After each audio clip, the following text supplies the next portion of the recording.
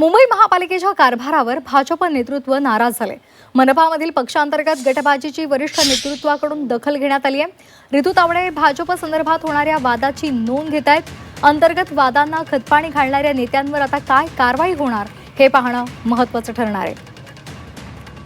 या संदर्भात अधिक माहिती देत आहेत आमचे प्रतिनिधी ओम देशमुख। ओम, मुंबई महापालिकेच्या कारभारावर सध्या भाजप नेतृत्व नाराज आहे आणि त्यामुळे अंतर्गत जी गटबाजी आहे त्यावर सध्या वरिष्ठ नेतृत्व दखल घेत आहे, नजर ठेवून आहे। काय या संदर्भातली अधिकची माहिती आहे?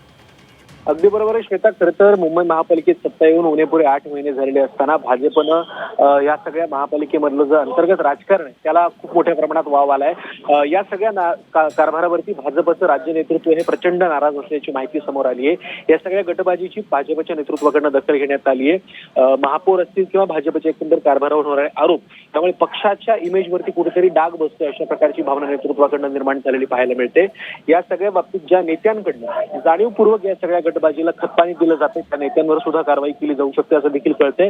मुख्यत्वे यातली सगळ्यात महत्त्वाची अपडेट म्हणजे या अनुषंगानं लवकरात लवकर एक बैठक बोलण्याच्या संदर्भातल्या सूचना सुद्धा राज्य नेतृत्वाकडनं या संदर्भात मुंबईच्या भाजपनं देण्यात आलेल्या आहेत। त्यामुळे या संदर्भात लवकरात लवकर अवघ्या 1 ते 2 दिवसामध्ये एक महत्त्वपूर्ण बैठक देखील बोलवली जाऊ शकते। या बैठकीत नेत्यांची कानउघडणी देखील केली जाऊ शकते आणि एकंदर 8 महिन्यांच्या या कारभारावरती जर प्रश्न उपस्थित राहत असतील तर पुढील कारभार कसा होणार या संदर्भात सुद्धा पक्षाकडनं आता विचारणा खरं तर केली जाते।